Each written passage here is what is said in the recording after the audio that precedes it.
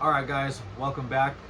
This is going to be our After the Grow Show podcast, so I hope you enjoy. We're going to have a bunch of little topics in here. So without further ado, my name is Tiny. And I'm Indy Smoke. Welcome in. So let's get to it.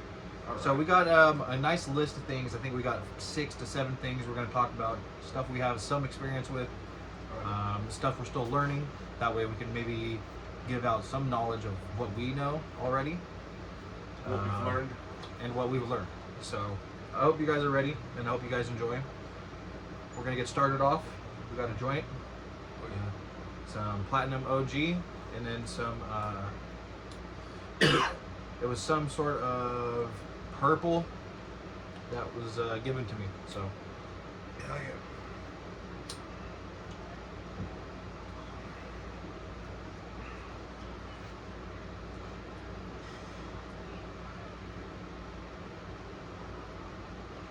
I'm not sure how good this is gonna smoke,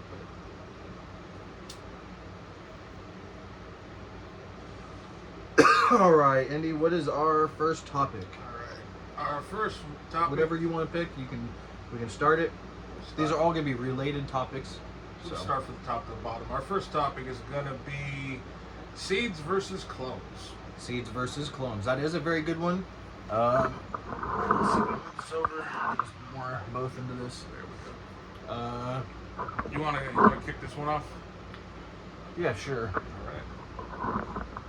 All right. So before he gets into it, let's talk about the place where we got our first clones.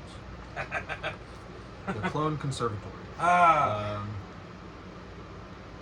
don't have much of anything good to say about them, unfortunately. I took my first chance, bought clones from them, and to say the least, they didn't go as planned. We got them, and the day that we got them, we transplanted them into dirt, and during our transplants, we noticed that some of them had some browning roots. Not a good sign. Usually indicates something like root rot, root bound, over water. Mass crop genocide. Yeah, that's pretty much what ended up happening. So, for me, I mean, I think I'm gonna stick with, if I'm buying anything off of a website, I'm gonna be buying seeds. Oh yeah. Souvenir seeds. Nothing to get in trouble for. Just stick to your limits per your county, per your laws, whatever your regulations are. And there's a ton of great, reputable websites to get seeds from.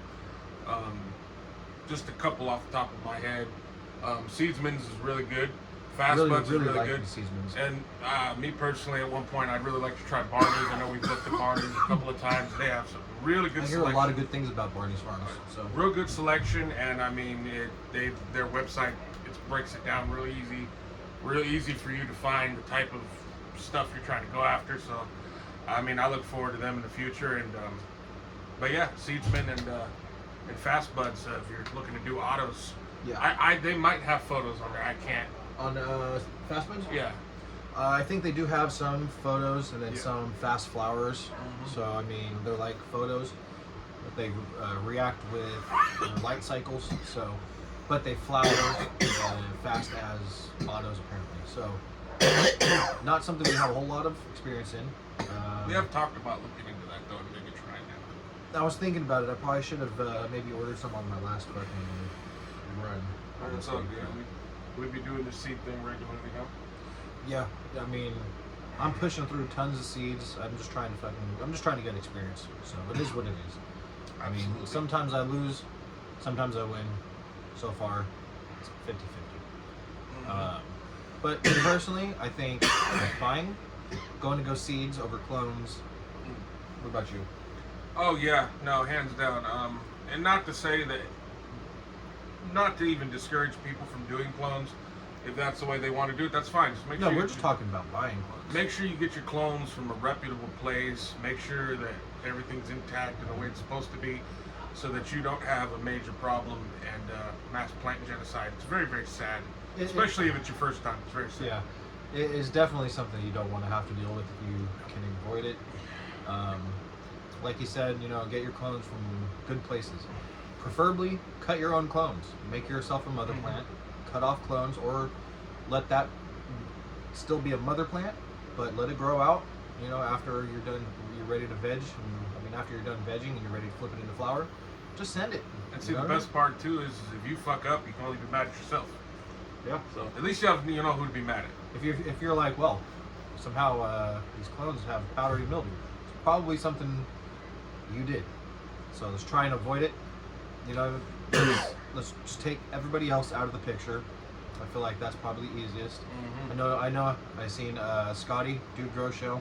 Loves talking about clones. Loves doing clones. Just make sure you get them from a reputable place. You know, some place that has some sort of reputation for clones. Absolutely. Yeah, always do your homework. In any aspect of your grow, whether it's your seeds, your clones, your lights, your chemicals, your anything, pots. Just make sure you do your homework. You'll thank yourself later down the road for sure. Oh yeah. That's another reason we wanted to start a podcast a little bit. For me, I want to make sure that if I can help somebody else growing, avoid problems, and have a successful first harvest. I know I hear people talk about it. A lot of people quit, stop growing, and after their first grow, they something messes up. They lose their first harvest, and they're just demeaned. They're defeated. Let's try and avoid that. Let's put some good information out there for you guys. We could talk seeds and clones for a long time. Oh yeah. I'm not exactly sure how long we want to make these podcasts. He wants to try and make them like 40 minutes. I would like to at least start out doing like 25 minutes and see how well we pick it up. So let's go on to the next topic and see how this goes. Oh, here's another sore spot: indoor versus outdoor growing. I know that you've had a pretty memorable experience with some outdoor. So why don't you go ahead and take this? Oh yeah. So I'd like to sit here and I'd like to give you a fair, unbiased, even opinion about outdoor. I'm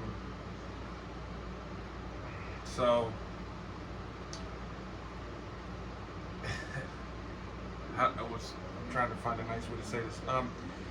If you are prepared for the challenges that come with doing outdoor and you're ready to face them head on every single day for a little over half a year, and you're ready for that and you're prepared for that, then outdoor, absolutely. You can go, and if you do it right and you time it right, you can grow some monster plants outdoor. I've seen crazy stuff outdoor. And it's a lot, I think it's a lot easier to do now that things are a little more legal than the way they were back in the day. Well, right now it's actually illegal to grow outdoors. Is it? It is. Still? It can't be seen. Oh, wow. So, you'd have to pretty much do it in a greenhouse. Yeah. Or, so there's that.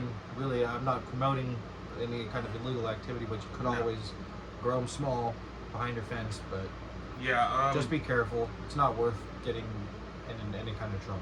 And aside from that, there's a lot of other downfalls, pitfalls to growing outdoor. You're exposed to nature's elements, which are highly unpredictable. Pests, other diseases. If there's anybody else in your neighborhood that is growing weed, and they have male plants that can travel by air and pollinate your stuff, and then you're gonna get male plant, and that sucks. And you'll get seeds, which sucks. Unless you're breeding, but that's you're breeding, but then it still sucks because you don't know what the father strain is. Exactly. So yeah, there's that. And then of course there's always the risk of having problems with the law enforcement, or and I personally was never a victim of this, thank God. But there's also the possibility of someone coming and poaching your shit. Yeah, rippers. Yeah, and thank God I wasn't a victim of that, because I don't know how I'd be able to. I kind of wish they would have taken them after we gave up on them. Yeah, that would have been nice. Would have at least taken that problem out of the picture. Would have made my backyard smell not as bad. Yeah, I've had some experience with an outdoor plant. I can't say I've had his experience. I've had nothing but good experience. It's just with it being illegal, at least where we are, it's not really an option. It's not something they would seem worth talking about because we can't do it. Oh, yeah. Unless we get some sort of medical license to be able to do something like that, but I don't know how that one works. I'll be honest. Yeah. So I'm going to always choose indoor. I'll have complete control over it. I sleep in my grow room, so I've had more success with indoor than I have with outdoor. I've also had some failures with indoor, just learning and Yeah. and going through things and figuring out how to identify and solve problems. But overall, I've had way more success with indoor. I actually am currently curing, day one curing this wedding glue auto that I did from Fast Buds. Smells pretty good, even though it's just Yeah. put in the bag. It did Oh, lose yeah. some smell. It's been hard to control temperatures. It gets AC's hot. been out, so kind of off on working. Yeah. So. But yeah, indoor, it's as long as you stay on top of things and you know generally what you're doing and you pay attention, you're good. It's all good. You have much less problems with pests. Your environment, for the most part, is what you make it. I mean, granted, there's some things that are out of your control, but for the most part, it's all tailor-made to how you want to do it. And as long as you stay diligent and on top of your stuff will stay nice, clean, and you're good to go.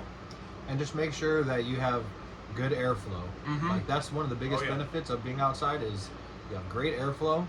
Yep. It's also a curse because things pass through the wind. Absolutely. So, in that case, we have dealt with like powdery mildew. I hate powdery mildew. Still sort of running into an issue with it. I'm thinking we're probably going to do an ozonation or oxygen generator. Use it in the room. Just try and kill anything that could be in the air. Hopefully that works. Of course, the plants are not going to be inside of here. No. They're going to be far from it. I would also like to take the moment while we're on that topic to throw this out there. If you are having problems with powdery mildew and you're not quite sure what to do, if you haven't encountered it or you're just having struggle getting rid of it, I highly suggest this stuff. It's Lost Coast, right? Lost Coast, yep. Lost Coast spray. It comes in a blue bottle, I think, with a green top It's on got it. some white lettering. Yeah, and it works wonders, and it doesn't smell horrible. I've used Yeah. other products that have Trifecta crop control. Yeah, I've used other products that have been much worse, and just they've been hard on the lungs. When you're around working with them, and yeah, and they damage the plants much more. Lost Coast is very gentle but very effective, and it smells like peppermint. And So- you know where to get it? There you DGC.com. go. So, the real Oh. DGC. Yeah, no, they will get you right for sure. Do we need to take a break? Alright, so, and our next topic is going to be Photos versus autos. photos versus autos. I'll be honest, I'm kind of sort of on the fence. I like doing both. I'm trying to figure out the best way to run both. I think maybe for a beginner, really depends on, autos are nice. Autos For a are nice. beginner. They're good because you don't have to worry about light cycles, right? You could grow them indoors or outdoors. Outdoors, you can just throw them out there. Indoor, you get whatever light you can get, and it'll grow. The only tricky Can't tell thing you. about autos is the fact that if they're under too much stress, they can start flowering on their own. Yeah, that's a whole. That's There's another a tricky thing. aspect. Yeah, it is a very tough one because you do have to you have to have something down, some sort of basics on the growing, either the growing medium or the watering. Just have at least those things kind of dialed in to where you know your watering habits, where it's going to need the water, because they are extremely easy to stress out, and Very. that is actually another topic that we have. Is it down here?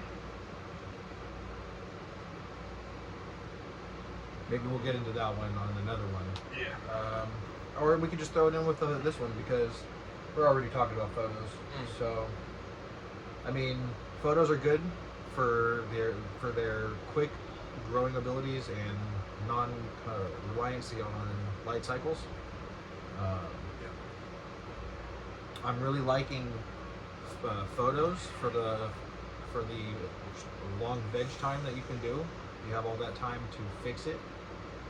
I'm really hoping to get a good system for both for myself, doing photos and autos.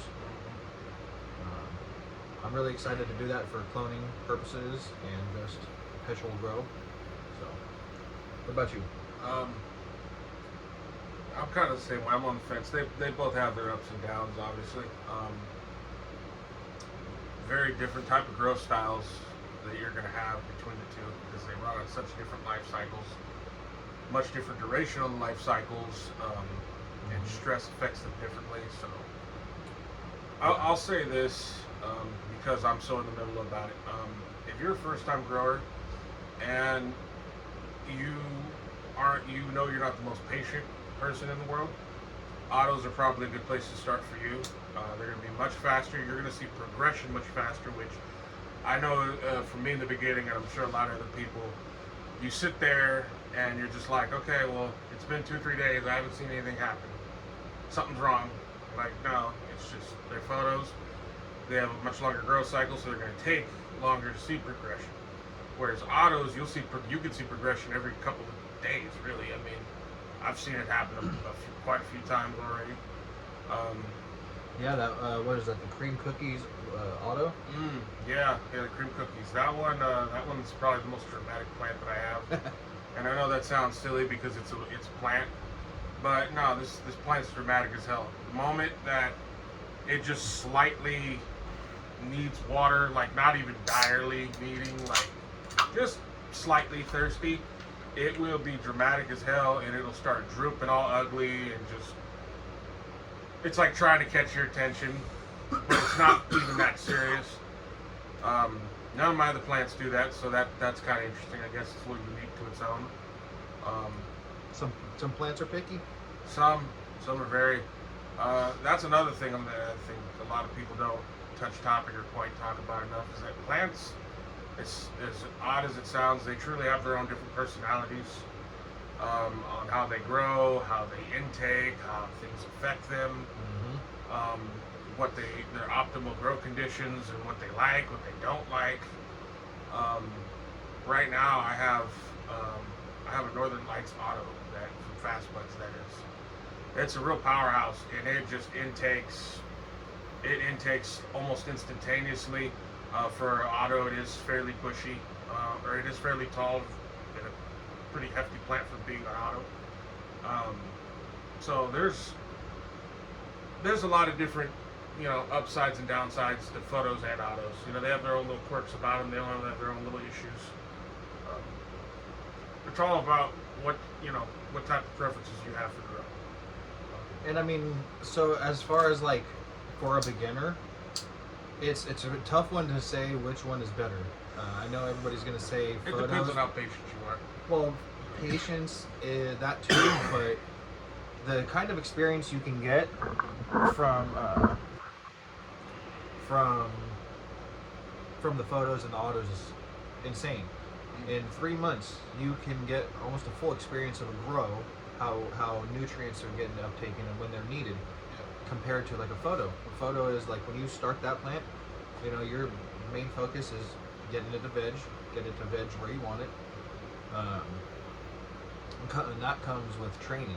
You got different ways to train it. I've learned a little bit about like manifolding, and I've learned a little bit about mainlining. I'm not sure how I feel about mainlining. It seems like it's a cool idea to get a couple big colas,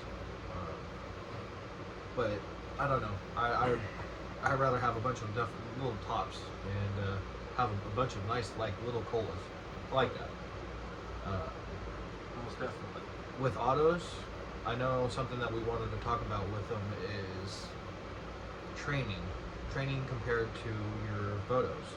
Photos a lot more durable and they won't flower. That's the biggest thing. They won't flower from your training. Yeah. Autos, at the slightest sign of stress, can flower. Once they think they're dying, it's over for them. Yeah, it's very unfortunate. I got a couple in my tent right now that flowered way too early, and now we're kind of just trying to turn these plants into. I think they probably flowered about a week early. I feel like. Yeah, no, they're I'm starting to notice they start to flower 25 days, 25 to 27 days after they've popped.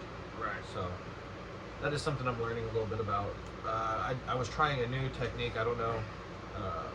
I wanted to try and curl it around itself and just make it like a giant swirl. And when I did it, I forgot that I had done it to an auto. So the high stress that I put it through floured it. So now I've got 3 colas. I'll probably try and put a picture of that in here, or I'll do it on the next video. But it was not something that worked. So I'll tell you that. Don't do that on an auto. I forgot to put auto on the tag, so I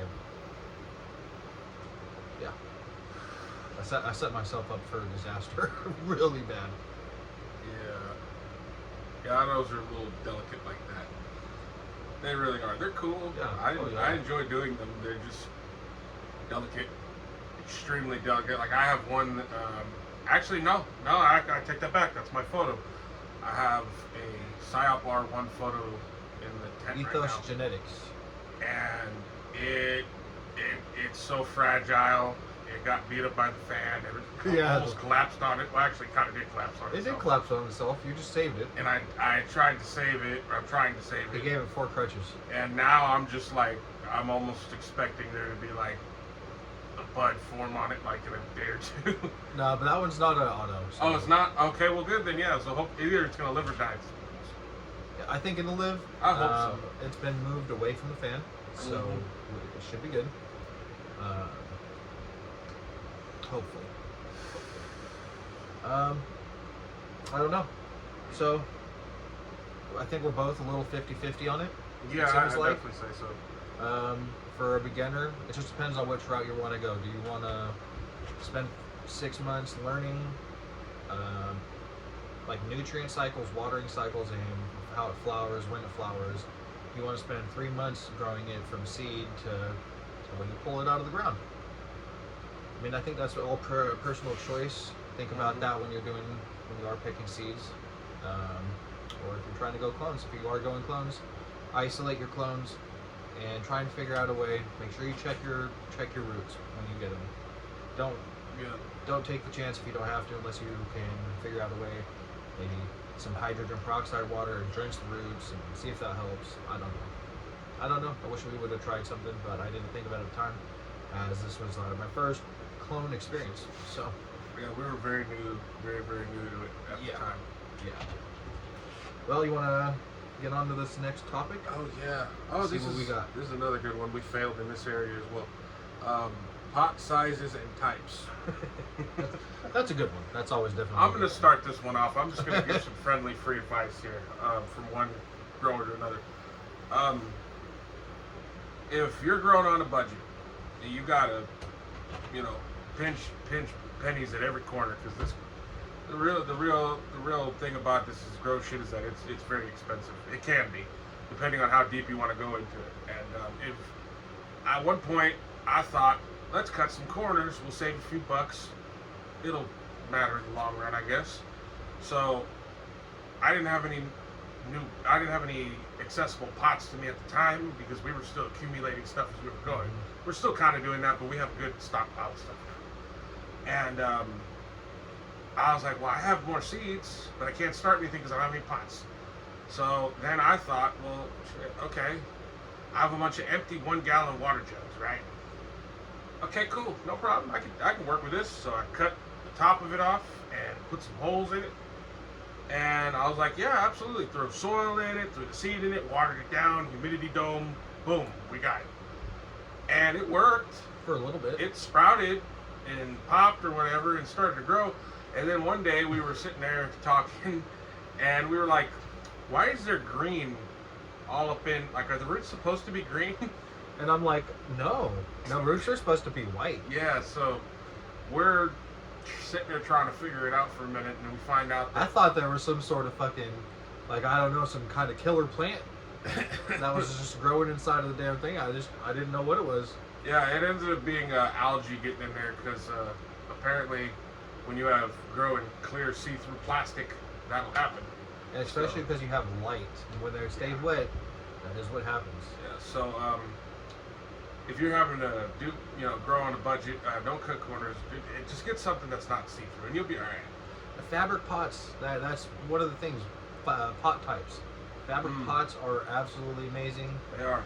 I know a lot of people do like their solid plastic pots, put some holes in it. or however they're going to do it. Maybe they're going to do hydro in it. I don't know. Matter of fact, hold on. Bear with me 1 second.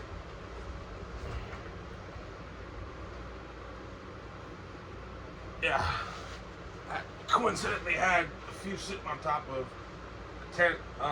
I like these ones. Fabric They are pots. on the cheaper side. I apologize for that. Oh no, even that's the thing though, But dude, like they work. this is a great buy if you really think about it, because not only is it on the cheaper side, which if you're going on a budget or you're not trying to go that deep to start out with, it's budget friendly, and these are great because they're fabric pots. They're pretty sturdy. You got 2 handles. And they have a bunch of training holes. They got a bunch of training holes with grommets on the top, which are great. And the beauty about this is because it's fabric, it absorbs everything. So if you put a tray underneath your pot, you can bottom water as well as top water.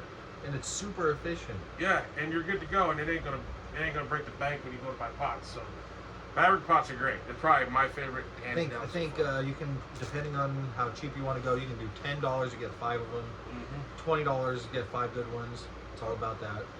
Oh, yeah. Fabric pots are dope. I like them. I think we're both on the fabric pots for this one. Most definitely. Yeah. we I think it's will- the most efficient. We will eventually try some other kinds of pots. Auto pots, maybe some sort of automatic watering or gravity-fed water, some sort of DWC.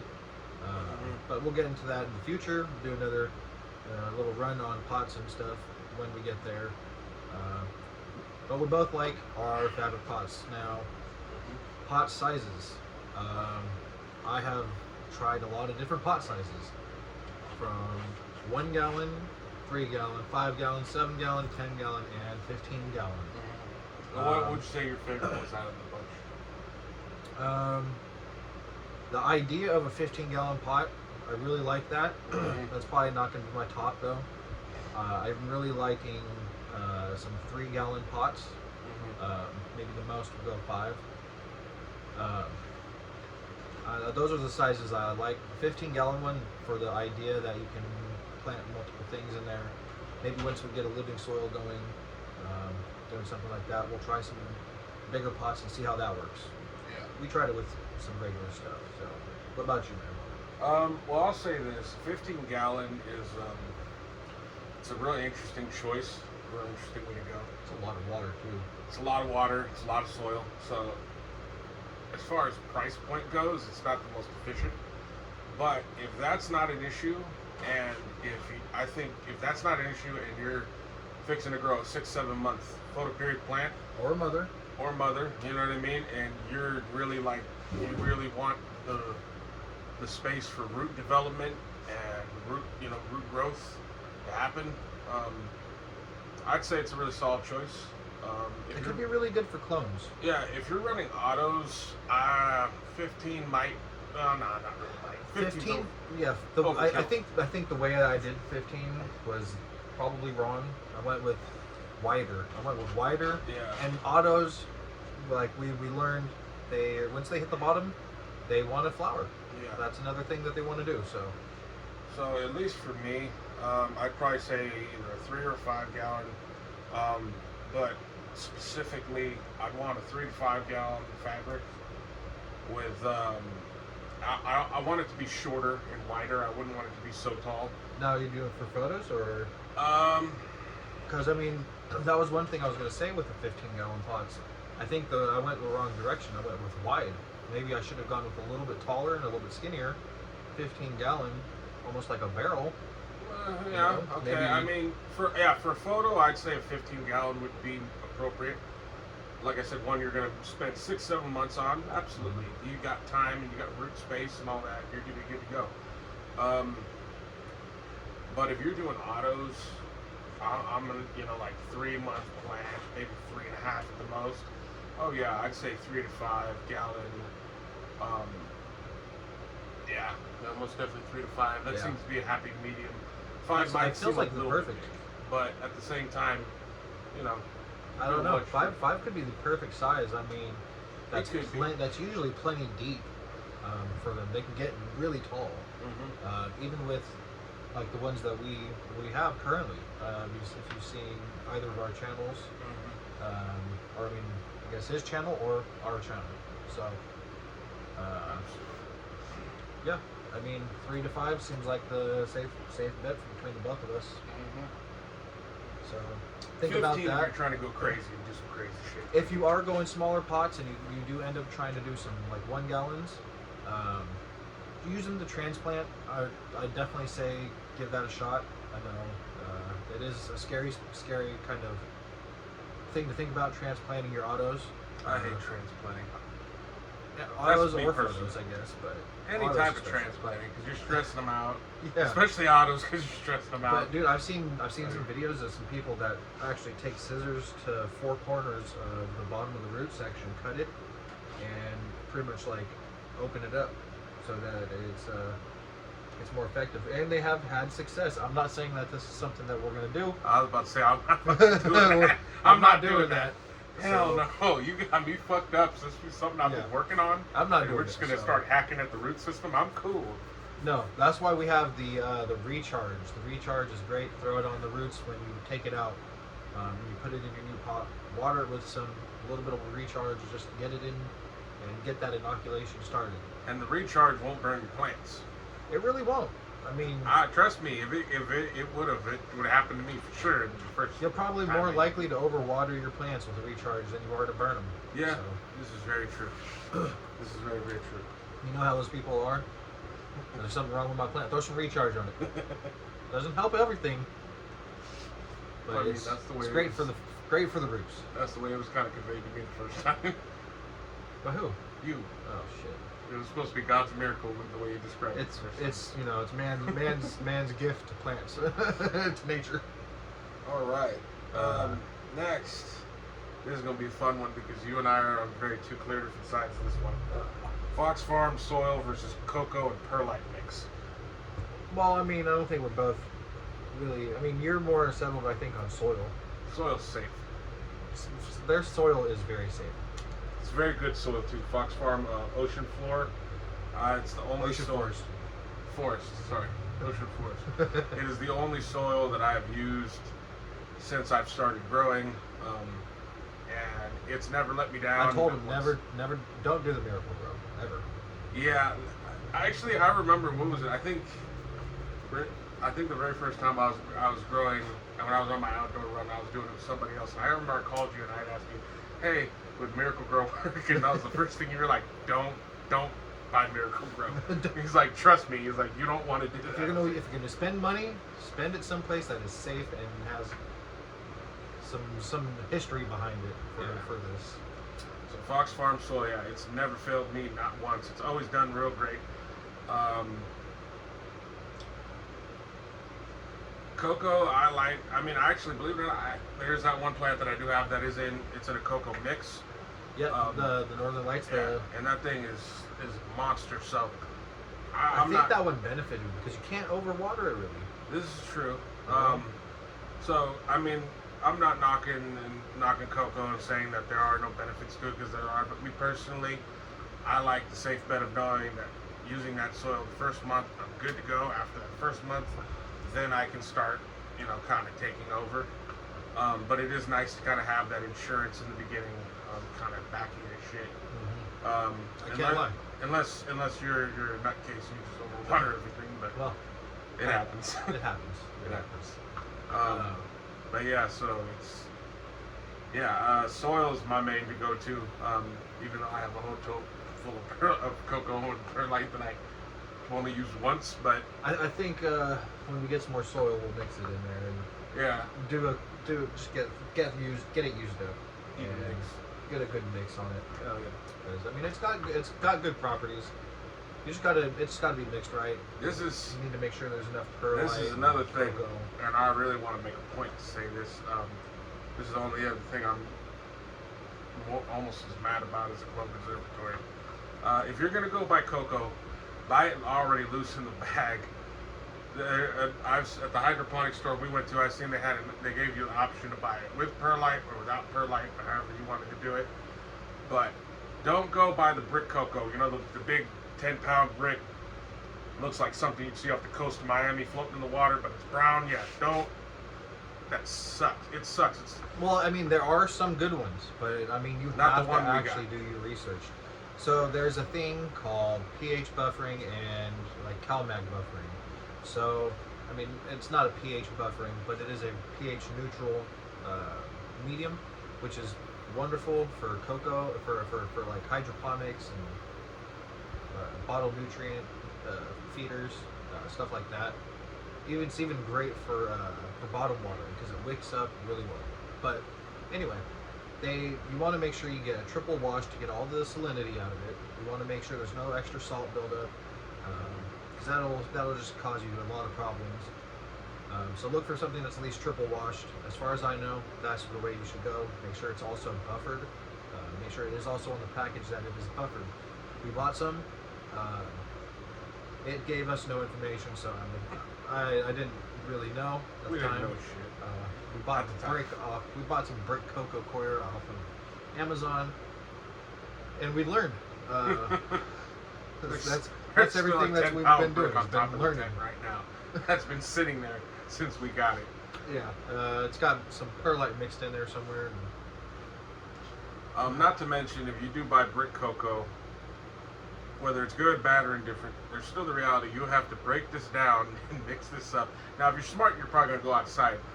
We're retarded, so we did it in my room where I grow, and it made the biggest mess everywhere. So there's that. If you already buy it pre-broke down, that you can skip that step and you can just go straight to business with it. So I don't know. For me, so my stance, I like cocoa. I like soil, but I think I like a mix of it better for the benefits that the cocoa adds, and then the nutrients that the Fox Farms adds. It's a great mix. You just got to get your mix right. Get it suited to what your plant's needs are. And just try and know that you've got 30 to 40 days of nutrients in just some straight soil. Okay, mix in perlite. Maybe I think you may end up trying to take away a few days. I don't know. I'd say cut the days 5 days if you do a mix. Because I mean, there's going to be a loss of actual nutrients-rich soil.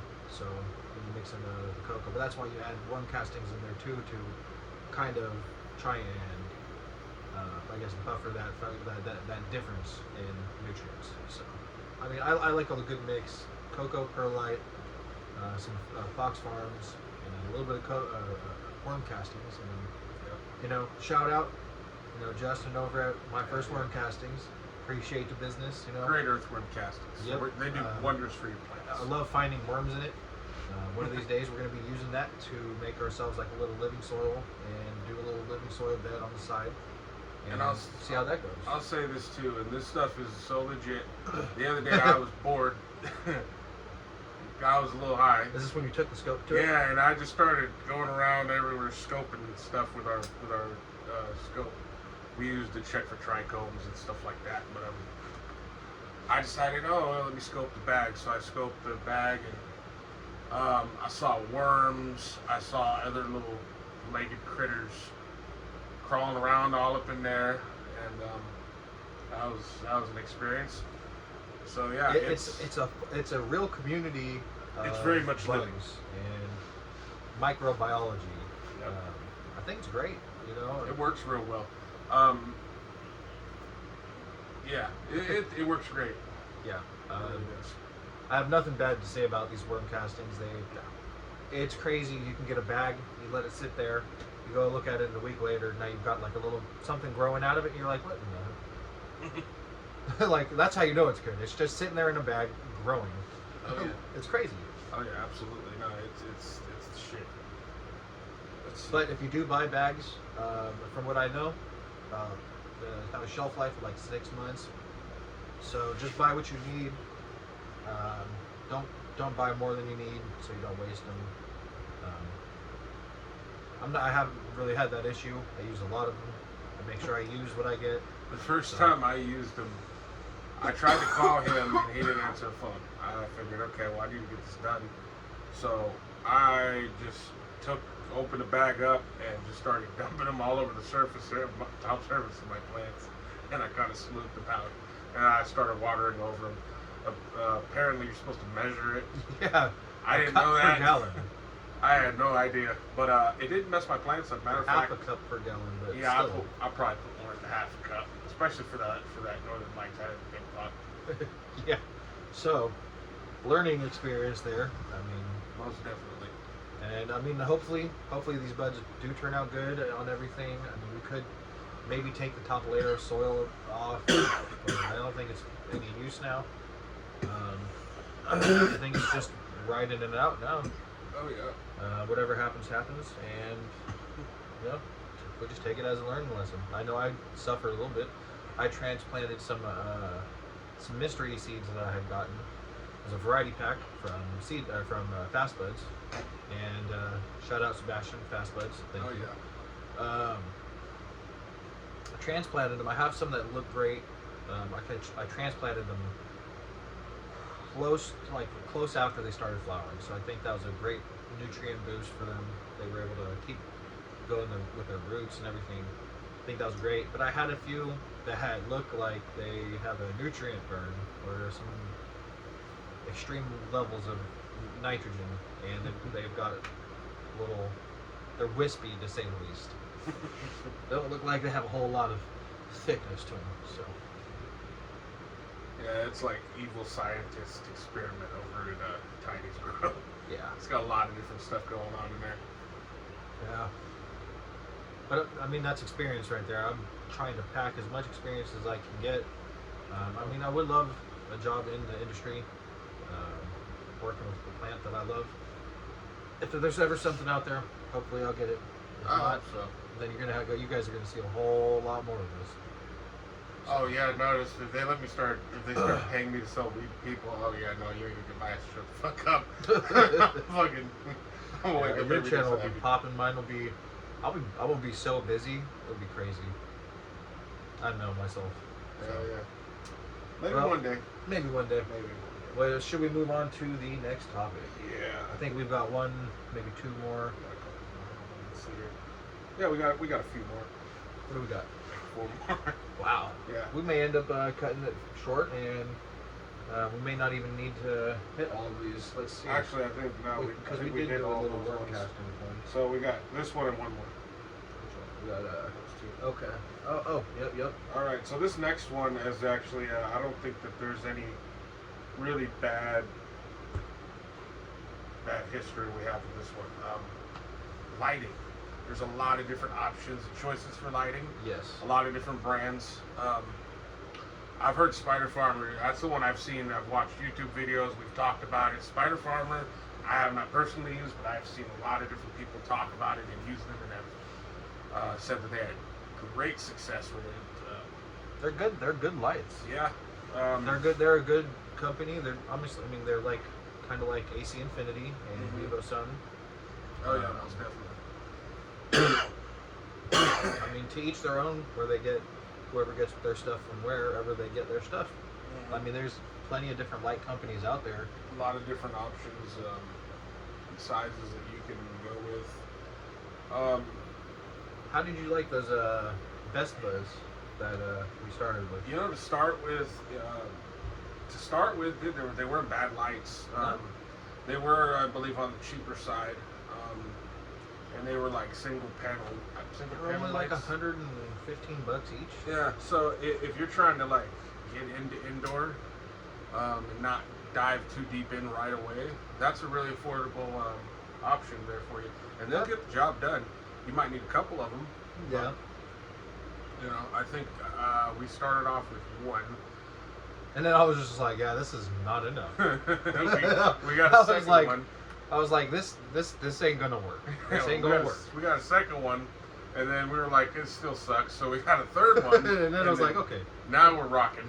Because I mean, they're like 2,000 watts, which is converts down to I guess 200 watts of power that's pushing down on the plants. Yeah. So 600-ish watts. I have no way to tell if it's true or not. I don't have a way to test the lights like that. But I don't think they were too bad. I mean, I really have no complaints on them. They have switches for vegetative and for bloom. that was cool. That's really good if you're doing photos. If you're doing autos, it doesn't mean shit. They're gonna do it. They're gonna go off and do their own thing. Yeah, I say that's the thing I'm trying to. Sorry, that's another thing I'm trying to learn with lights, how things affect them. You know, if the bloom lights work better, or if right now I have one part of my tent on an 18.6 light cycle, giving them some rest. And it seems like it's really helping. I mean, in 2 days, I think that's the fastest my seeds have ever popped. I don't know why. I don't know why that made a difference, but it did. And even my I think it's a Planet of the Grapes auto started budding pretty early. It was pretty small, and it kind of grew. I mean, a little more than they usually have. That's good. I think it's root system, because the thing I learned a little bit, or a lot, the root system is super important. All right, so with light cycles, even with autos, 18.6 works well because the darkness helps to transform the photosynthesis energy into sugars at night, and it sends it down to the roots. And then morning time comes, and then everything in the roots needs to pump all the nutrients that it can get up to the leaves. So it's constant exchange for them. So I'm really, I got these on a cycle, so I'm hoping that'll help. I know you're pretty, you want it to be like Vegas. It's Las Vegas, 24/7. Here at Indies Grow Adventures. Yeah, we on 24/7. Only thing in this room that works harder than me are these damn plants. Because as soon as I go to sleep at some point, these plants be up all night long, just doing their thing. Yeah, I think they could benefit from a little rest though. Yeah, they could probably sleep a little bit. It probably wouldn't. I mean, you could even cut it down to 20 and 4.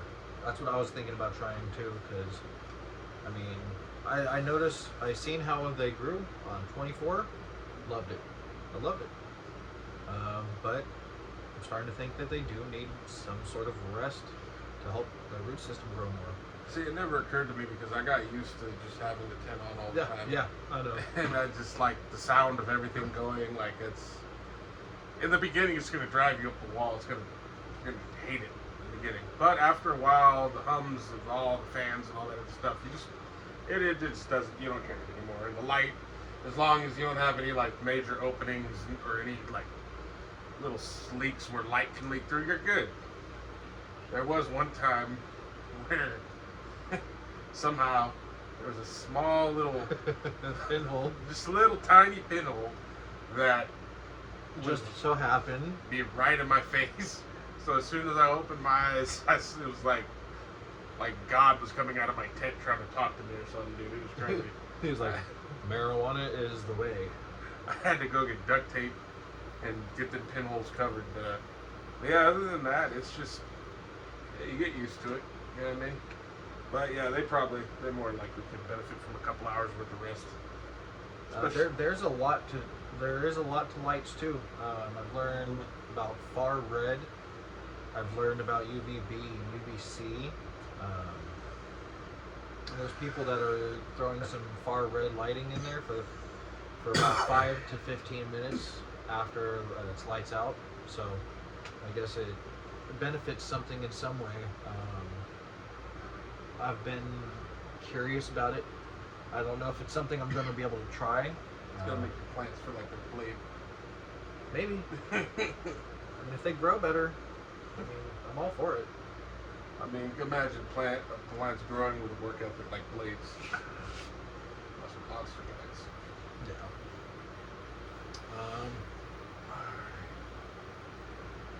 All right. Last but not least, we just want to go back to source on chicks here.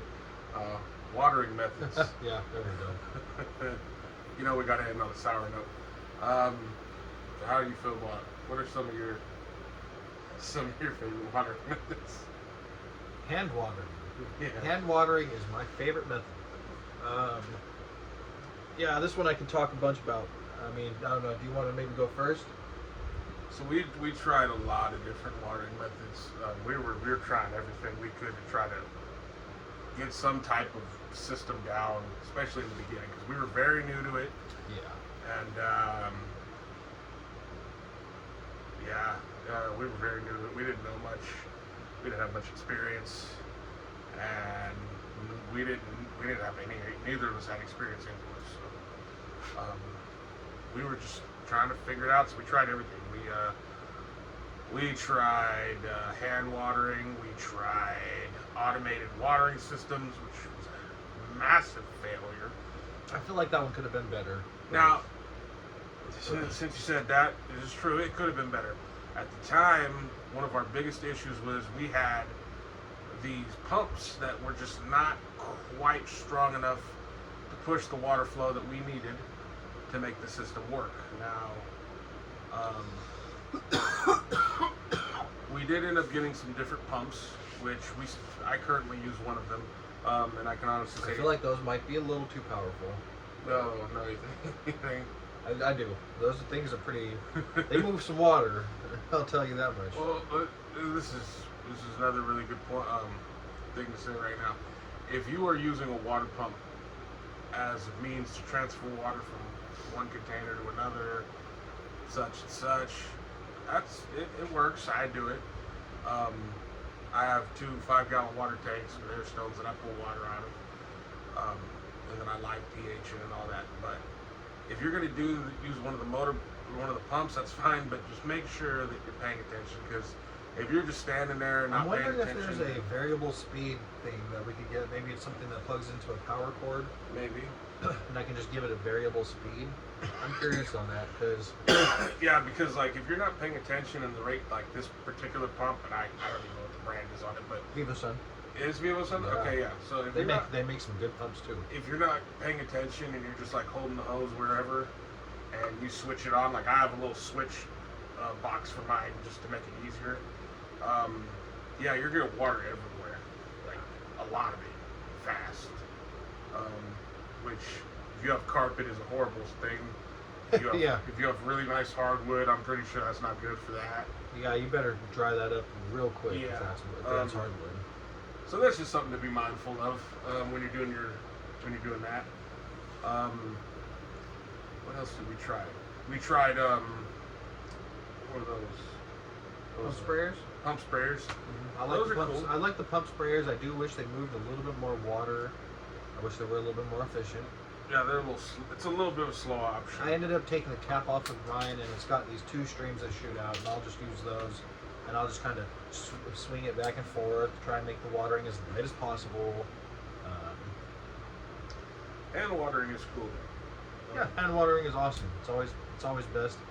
I don't trust anybody that doesn't want to hand water their plants. And bottom watering.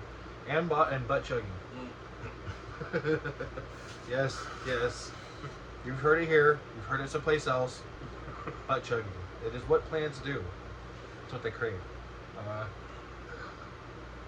So, yeah. On that note, Fantastic. I have some input on watering methods. Okay. So hand watering is always a plus. Just be careful. You don't want to just drench your plants and shove the water in there and just disturb the top layer of roots, because those are your feeder roots. Just try and be light with it. But hand watering is so efficient and hands-on. You know how much you're watering. When you're watering the butt chugging trays. Well, You said butt chugging way too many times. yeah, but that's what some people call it. You call it. I'm not the only one. I promise. Who else? I promise. All the videos you watch, I want some references right now. I think it might have been Scotty and DGC. Scotty said butt chugging. He might have. He seems like the kind of guy. I that would say really, butt really chugging. hope that you're right, because if not, that's a really bad accusation. But I have heard it. I have heard it before. I bet and you it's have. and it's legit. I mean, that's what they're doing. They're just drinking through their bottoms. It just doesn't sound the same. So bottom watering, however you want to call it, bottom watering, butt chugging. It is what it is. It's a great method. I love it. You don't disturb the top of the roots and everything. You don't, you also with like fungus gnats and stuff like that, because they like the top layer of soil to be kind of moist all the time. So if that's always moist, you'll run into a lot of like gnats flying around. You got to put sticky traps down. It's just not fun. Then a lot more chances for like mold, I believe, maybe algae. I don't know, maybe other things. As for the hand sprayers, I do like them. Took the cap off mine. I use it like that. I do really want to get into some automated watering systems. I mean, even if they're manually turned on and off, but I mean, if I can get it to be set onto a timer or something like that, that would be great. And I just have a reservoir, just try and make sure, keep watch on everything.